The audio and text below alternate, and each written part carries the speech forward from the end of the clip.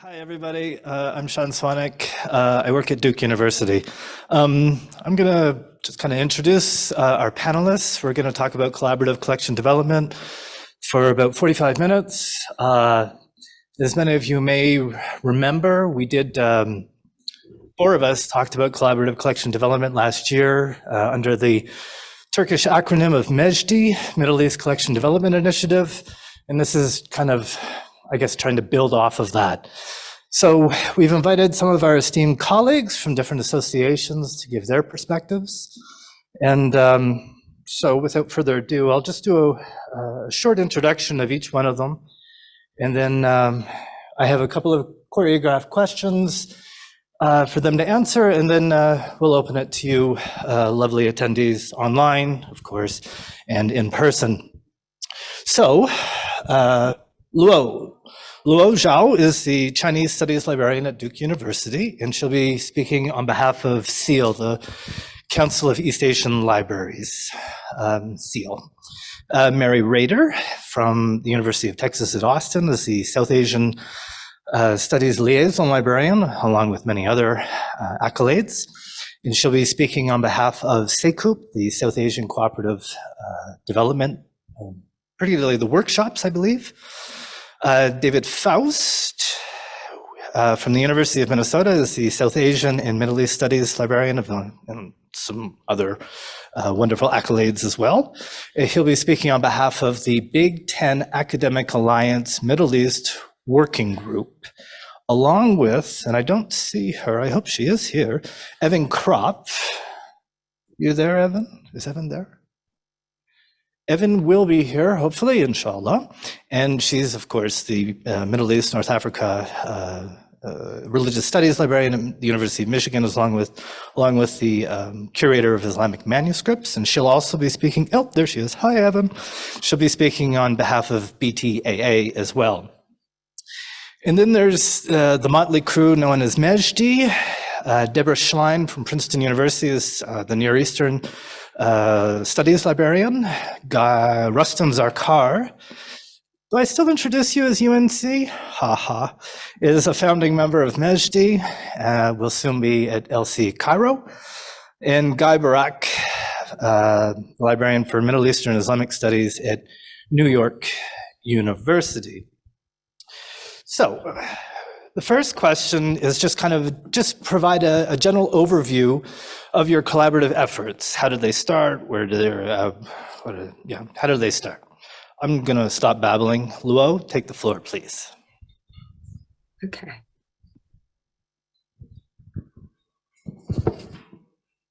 Okay.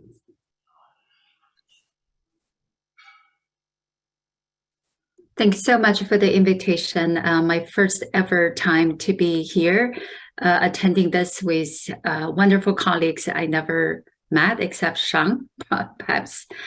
So I'm gonna introduce very briefly about SEAL, Council on East Asian Library. I included URL. And so this organization started rather early from 1958. As you can see, if you go to the website, you have all the information. So I will not just read everything. So it is bigger than just collaboration on collection development, as you can see. So there's a couple of goals as described here.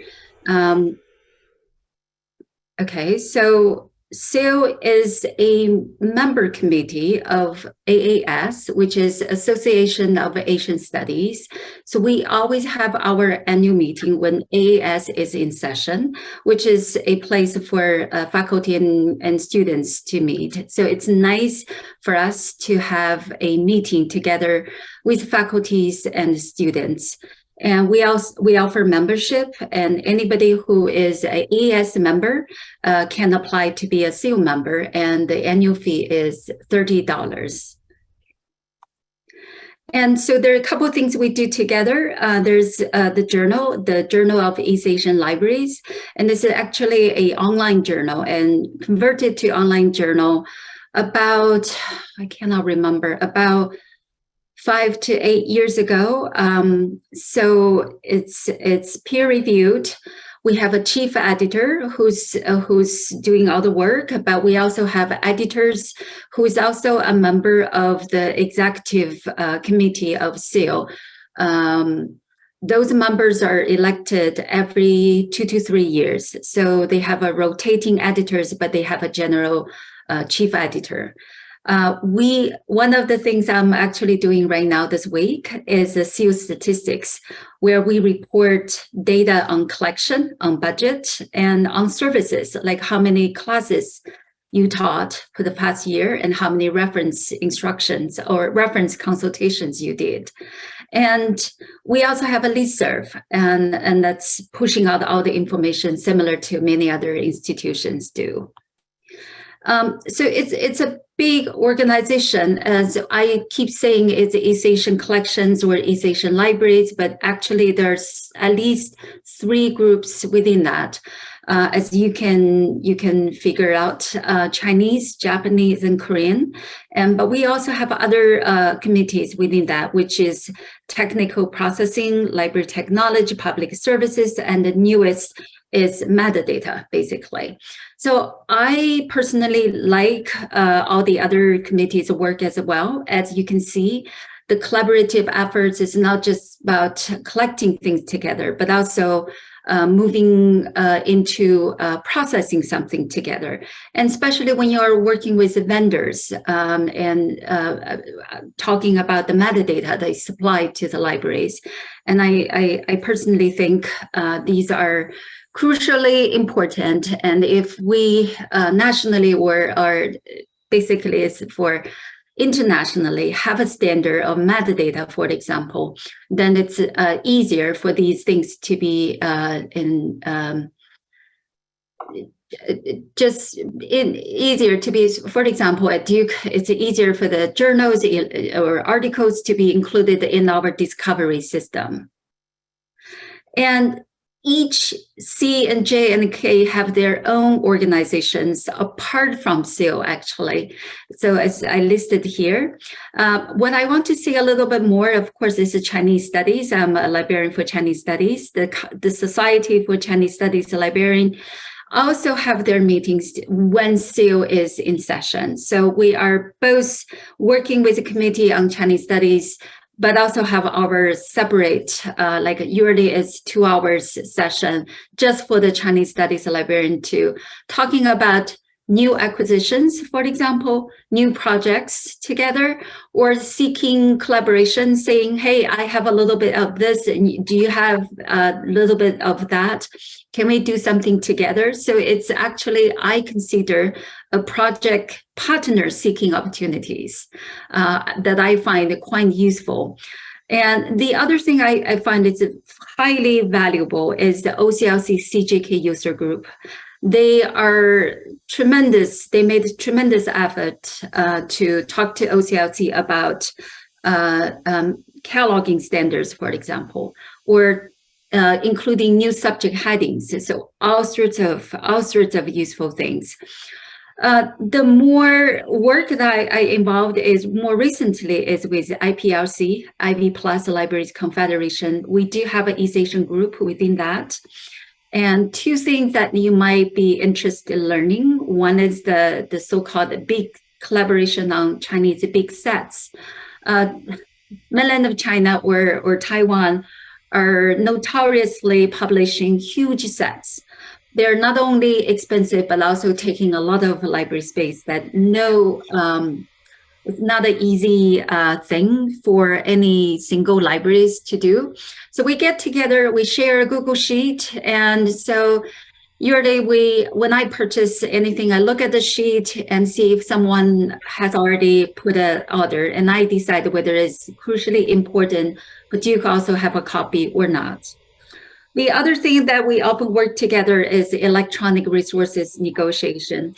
That comes to 2 things. One is the pricing. We definitely want a good price. And the other is a licensing agreement. Some terms are things that we think is important so we can negotiate together. I think I'm gonna stop here. I didn't watch my time. I hope my 5 minutes is okay. Is that 5 minutes? Or fantastic. All right, thank you so much. And Mary, would you like to tell us about CCOOP? Sure, I'd love to. I'm going to put a link in the chat for folks who are watching that. And in a minute, I'll share my slides. What I'd like to say is I'm just absolutely delighted and honored to have been invited to join you all in this panel today. As the exploration of cooperative area studies collections project is a topic near and dear to my heart, and as we have much to learn from each other. Thank you, Sean, for inviting us. I will share here at the outset that one of the biggest sources of inspiration for all area studies collaborative projects was Dan Hazen. For those who didn't know Dan, his visions for projects materialized in efforts such as LAMP, the Latin American Conspectus, and LARP's Distributed Resources Project, and a multitude of other efforts that have informed a wide swath of area studies projects from just about all world regions. I encourage you to look up his work. Our projects build upon Dan's vision, but we also diverge and evolve as the context for their formation and the needs of their communities they support will determine the resulting contours. So again, I'm just thrilled to be sharing the South Asia Cooperative Collection Development Workshop example with you today, but I'm even more excited to keep learning together as a larger community of practice. Let me share some slides. One moment.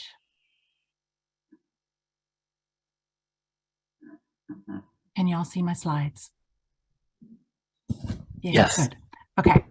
So James Simon, formerly of CRL, Bronwyn Bledsoe, formerly of Cornell, and I started the South Asia Cooperative Collection Development Workshops that I will call SACOOP in 2010 as a means to explore how we might operationalize a common vendor while also building up pockets of local specialization.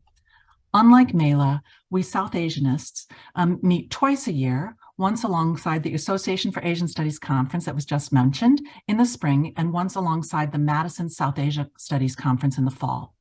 Since the Madison Conference venue is generally better attended and frankly more generous with meeting space, we've been hosting annual workshops there. The format of our workshops has been relatively consistent over the past 13 years.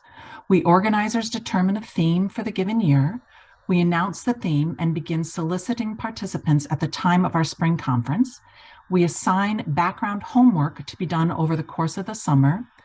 We organizers gather and quote unquote package up the homework data, and then we gather together in the fall to collectively analyze, share, and determine the ways to put the homework data to use. Come the spring, we start up again for the next year's workshop. We have two overarching priorities in our workshops, namely, one, questioning how we might operationalize the ubiquitous influence of the Library of Congress's Cooperative Acquisitions Program. I see this as a more typical or traditional approach to cooperative collections. And two, we prod ourselves into more robust local specialization, which I would argue is a more nuanced and flexible approach wherein the local collection is always in service to the national collection. And so let me share a couple of examples of that. The themes of 4 of our annual workshops were monographic acquisitions from the Library of Congress's field offices in Delhi and in Islamabad. There were slight differences in focus in each one of those workshops, but in general, we were openly sharing our collecting profiles with each other, documenting the extent of our duplication and our investments in those programs, and encouraging each other to think about which categories might be flexible and which might be non-negotiable. In many cases, we began altering our profiled commitments, striving to achieve a more diverse national collection.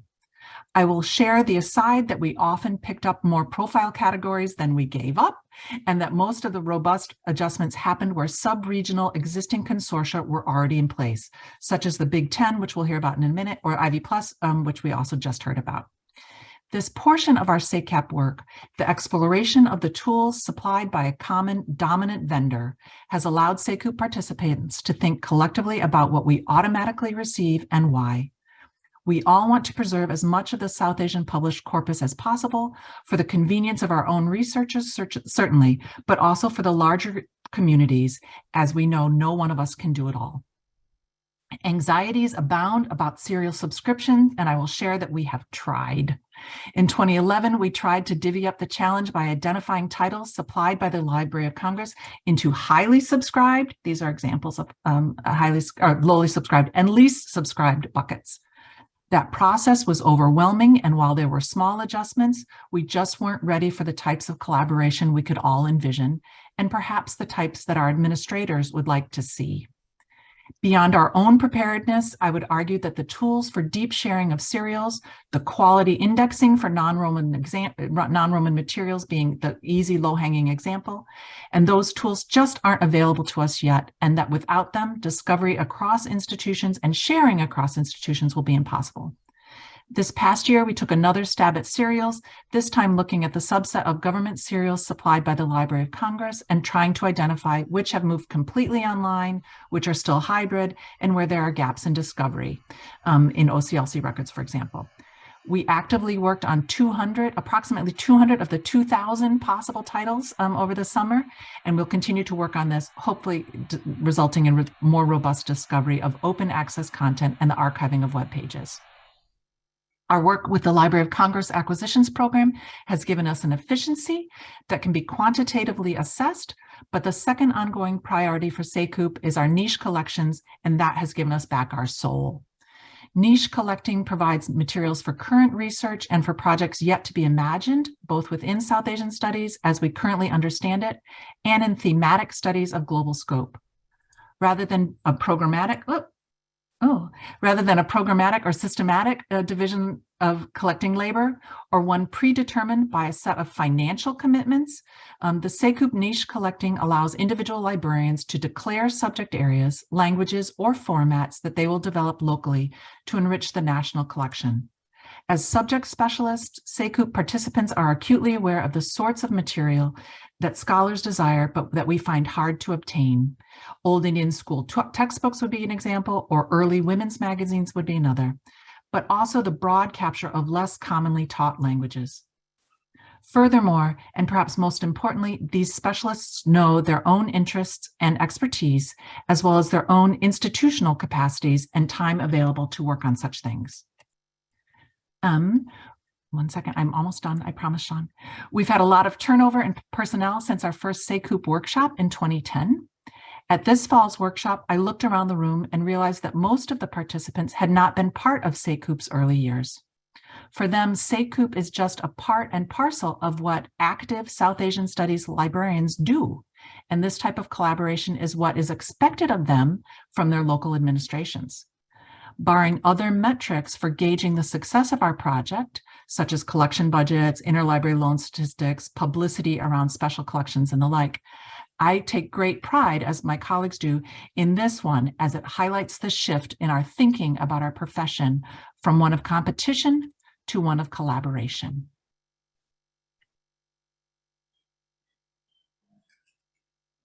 Thanks so much, Mary. So BTAA, I'm not sure, David, Evyn, both of you?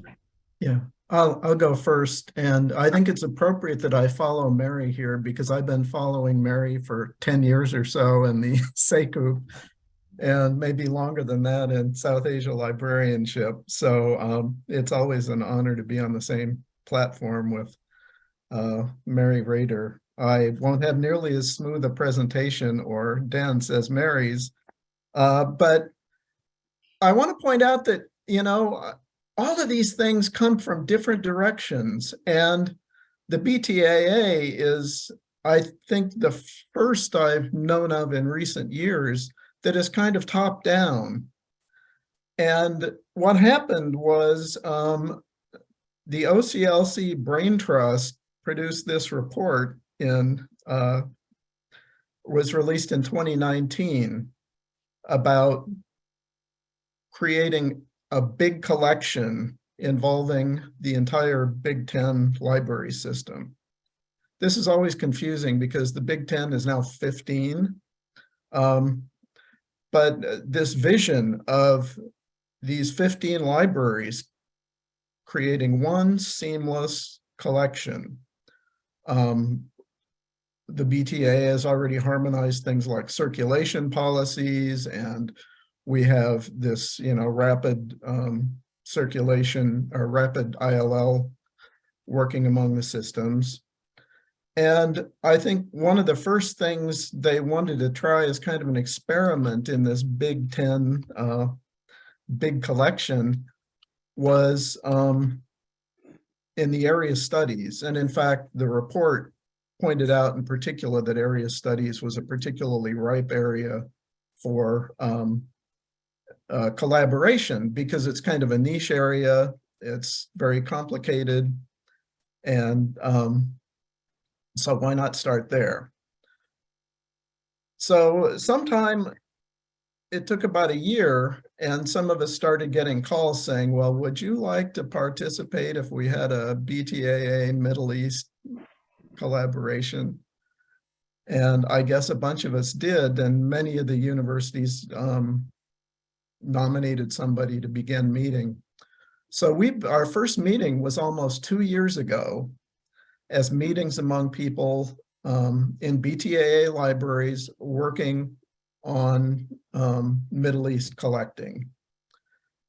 And I sort of got stuck being the informal head because I'd been at the collaboration business for a long time. But, it turns out it's a lot different collecting in the Middle East than it is collecting in South Asia. And so, again, we have new challenges, different vendors, more countries, more language, not more languages, but more sort of diversity across the region and so on. We have more vendors. In South Asia, our primary vendor for all of us was the Library of Congress. That's not true in the Middle East. And so we've been plugging away for about 2 years now and looking at, again, where we have a lot of overlaps, where we have a lot of gaps. But I think maybe Evyn would be a better person to pick up from here and carry the process forward. Sure. Thank you, David. And thank you especially for highlighting sort of how we were drawn into this. I think the sort of top-down invitation is really important, right? As far as that directive, I think when it comes to sort of aims and priorities, I mean, we were interested initially, I think, in the idea of deduplication, right? Like, where was there actually space to diminish duplication in a way that made sense, still maintaining sufficient duplication for preservation, of course, and for local access. But that balance of kind of local priorities with broader, like so-called big collection priorities has been interesting and has been a challenge, right? Like, to work out. I think similarly, we have an aim where we're thinking of, say, Coop's intentions and so forth, to increase diversity and representation, like in our collections, to have richer collections, basically, in terms of what is represented there. We've been thinking at the language level, of course, at the community level, cultural level, and also regional level in terms of imprint, because again, that's been sort of more straightforward. But I think to David's point, as we began collecting data, reviewing sort of our active either acquisitions methods, like whether that's approval, blanket plans, or firm orders, or subscriptions, serial subscriptions, that sort of thing. We were confronted with the sheer complexity again across our many different institutions, scarcely having a common vendor across all of. I'm not convinced we do have a common vendor across all of us. Not to mention, I mean, even when it comes to serials, but certainly not for monographs, and vastly different sort of profiles and in terms of our coverage and so forth. But I think we have at least begun to come away with identifying areas of gaps and then areas of overlap where there's definitely some potential to work. So, our mechanisms were, putting out surveys. We've been meeting regularly. That in and of itself has been challenging because we've not necessarily been workshopping in a way that Mary described, where we have more intensive like preparation and then a period of, sort of work intended and then kind of a follow-up and a process through that. We've had these kind of more open-ended conversations that have been taking place every month. And I think that in and of itself has been somewhat challenging just because, attendance has varied and that sort of thing. And so, it's been a lot. It's been a lot to deal with. And I know that there are many colleagues that are involved beyond David and myself that are present, that are either on the Zoom or perhaps in the room in Denver. And so I guess I can point to, like, by way of example, like, there have been a couple of outcomes, and David is probably better to point to. We did a serials analysis focused just on active subscriptions for Arabic language for primarily Arabic language from Arab League countries. And then we also attempted to look at sort of trends and outcomes within like monographic collecting. And we were at least able, we were able to come up with areas of collecting gaps, collecting overlaps, and then, further observations related to our collective interests and so forth.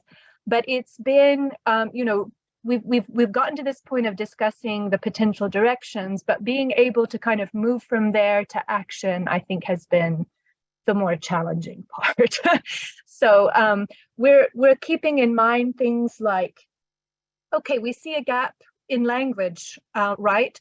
But that requires expertise for processing, and we're not about to take on, collecting in an area where we wouldn't be able to ethically steward that material, right? And get it adequately processed. We're often thinking about our vendors and the impacts that our shifting acquisition and so forth may have on our vendors, right?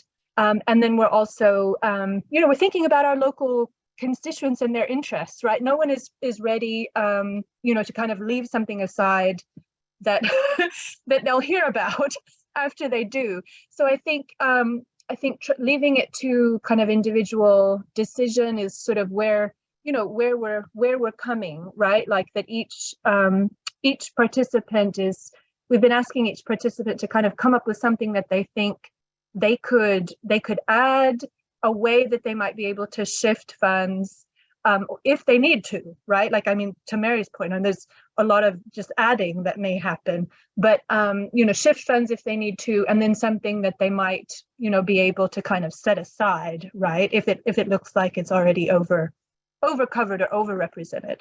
But yeah, we're I think we're still there. We're not quite, at the finish line, so to speak. Thanks so much, David and Evyn. I suppose BFAA would be confusing for BTAA. It's a terrible joke. Deborah Schlein, please go ahead. Thanks, Sean.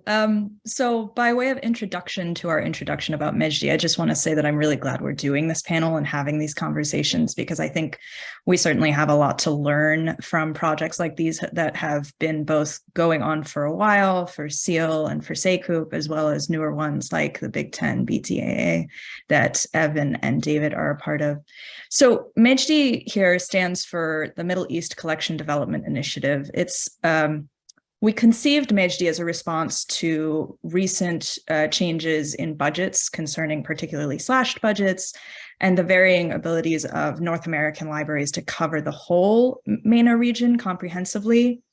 The idea here is to have a national collection, much like these other groups, that covers the monograph output of the Middle East and North Africa in the languages of the region. So Arabic, Turkish, Persian, Tamazight, French, English, any of these languages that are published in the MENA region. So Guy, Sean, Rustin, and I started having conversations about this, and I think I'm getting this timeline right, but y'all can correct me if I'm not correct here. I think we started having these conversations in 2021, so this is also relatively new. And later that year, we had an introductory meeting for interested participants.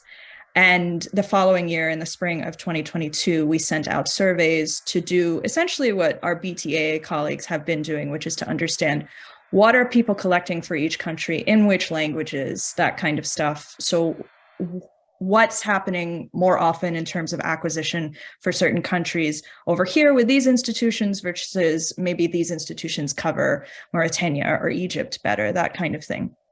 MEJD is really an attempt to share collections using existing infrastructure, in this case, interlibrary loan, which it sounds like with these other programs, also the same thing, and to create agreements among institutional participants to cover the monograph publication outputs of the Middle East and North African countries. As you've already heard from David and Evyn about the questions that they were asking in the surveys, we're thinking about these things very similarly. We actually hope to collaborate at some point with BTAA because this is a very similar approach. It's just including a broader group of institutions. So, you know, why reinvent the wheel when this is already happening? Why not be working together? As with other projects, this is in the process of being brought to reality. Guy and Rustin will speak in a minute more about participation and next steps, but essentially we want to make sure collaboration across institutions is the guiding force for this project. I think Mary said something that I really liked. This is a shift from competition to collaboration. We see that the exact same way. That was really wonderful. Thank you for that, Mary. There are, of course, as with any project like this, there are obstacles that we will foresee. Participation is one of them. We're still trying to figure out how to communicate and to bring people into this to get participation going. We've learned a lot from Evyn and David with BTAA. We're hoping, and again, I think Rustin might talk about this, we're hoping to send out another email soon about future meetings. One of the things we actually learned from David and Evyn recently, which I thought was really interesting, is a potential obstacle for something like this can be administrative buy-in. And what they've done, and maybe they can speak to this a little bit more later, is actually try to involve admins from the start, as opposed to creating an agreement, a proposal just with subject specialist librarians and then bringing it to AULs.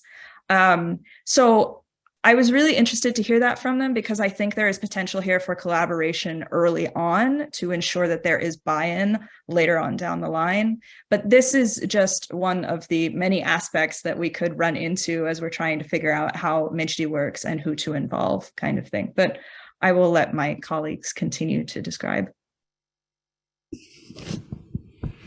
Wunderbar. Thanks so much, Deborah. In the interest of time, we only have allegedly 8 minutes to go. I'm going to skip, I sent you guys 3 questions. I'm going to skip the second question and jump to number 3.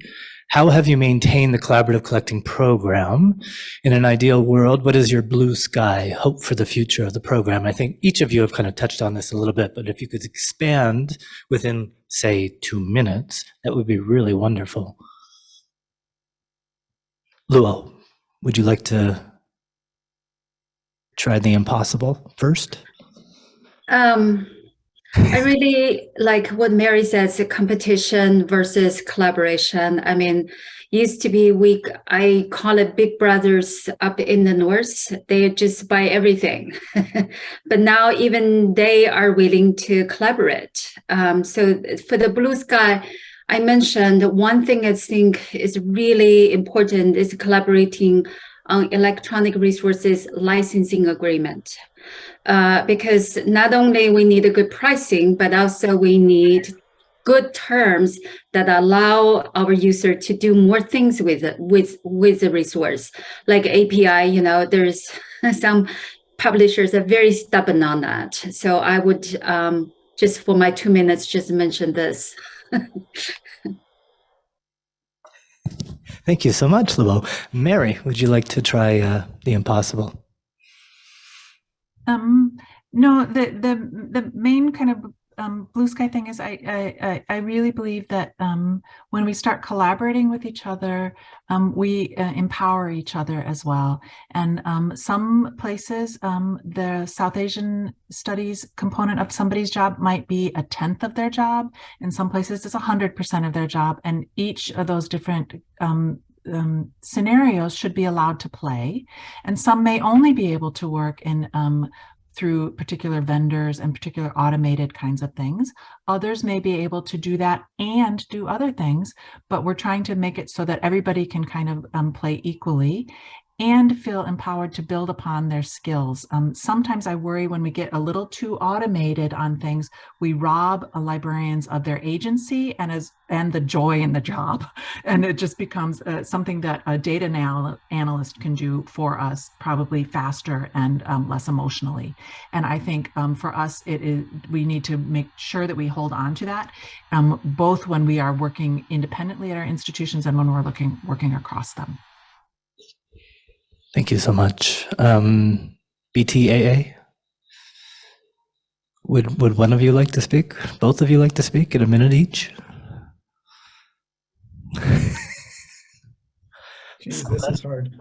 I think one of the things, another of the things, I really like this notion of mutual support. And I think part of it is also bringing along librarians who sort of haven't in their career been part of anything like this and been exposed to it, and just, having good back and forth discussions about, what the whole thing means. And, as a blue sky, let's take over the world. I mean, let's, that's my minute. Evyn, would you like to? No? 30 seconds? No? Okay, we've had a change in MEJD, so I think Rustin, you were going to speak now? Sure. To answer the question about how we're maintaining collaborative collections, I would say that, as Deborah mentioned, we are quite new as an initiative, and we're learning so much from our colleagues here today. And I think that there's much more work that we need to do in terms of communicating with those who have given information, have showed who in the project. But right now, we have just been really going through everybody's data who has shared materials with us, and kind of who have showed who their vendors are, what languages they're collecting. And I do want to say that in terms of, making sure people are interested and happy to collaborate in this, I do want to second what Mary had said in the sense that, making sure that people feel this agency and making sure that they're really a part of able to collect the things that they want to collect. And I think that MEJD, while it is an attempt to delineate work and to kind of cover an area, is to also make sure that there is a passion for librarians to collect what they want to collect. And I think that will be a conversation, many conversations in itself. And I don't want to take up too much time, but that this collaborative process is an ongoing dialogue that we will hopefully continue throughout 2023. Thanks so very much. We have 3 minutes to go. Does anybody have any questions?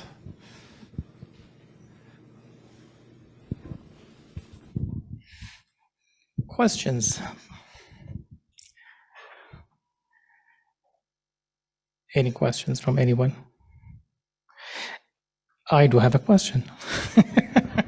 Yeah, my question is about I see actually from all the initiatives that are actually the already in place agreements or collaborative work, that there is a kind of a big interest, or at least a big rely on data, and how data really plays a very important role in understanding what everyone's doing in all those situations. I see in some cases there were some kind of surveys sent to collect this information, but to be able to have something sustainable for the future and not to keep sending surveys and so on. How do you go about data to understand probably 5 years from now. So things change in UCLA, things change in Minnesota, things change in some other places, and so on. So librarians change, and with the librarians change, things change as well. So how you go about that, especially with all the changes in the future? From one perspective, I can say that SEAL database really giving a great perspective of what is collected, how much people paying, and all of that. But what other collaborative agreements are doing or thinking about data from that perspective? Thank you. It's a long question. You have 1 minute left.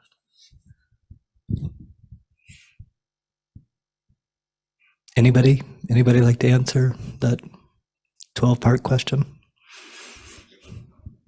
I can answer it. So there are several components, or the way that we hope to have several mechanisms that will address changes. First, we will continue collecting data in the way we have started at the organization. But most importantly is to have a conversation to address these changes. What we have seen in the past many years is that when a librarian leaves, many balls are dropped. And the hope is that to have a conversation to make sure that these changes are addressed and that these gaps are filled by others.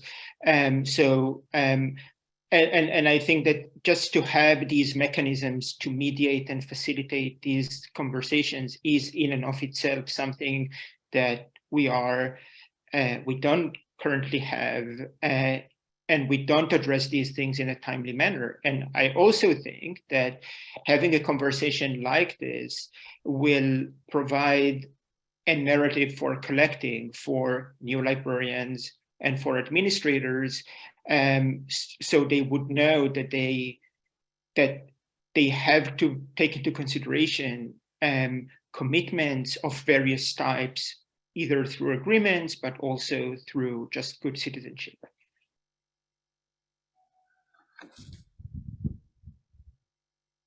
Yeah, I might just add, I think of it all as a very iterative process, right? And you have to keep, developing from the previous iteration, learning and moving on, making changes. And I think that requires sort of regular contact. It's not a one and done kind of thing. And I think documenting that on paper so that, especially when new people come in, when new administrators come in, you can say, look, this is how it works. And makes it easier to keep things rolling.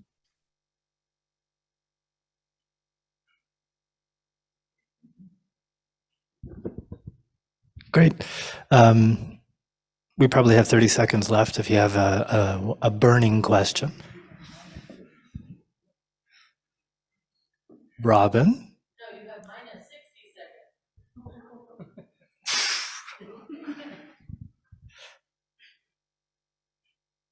I think that's it. Thanks so much. Thanks everybody online and in person, and of course our lovely panelists.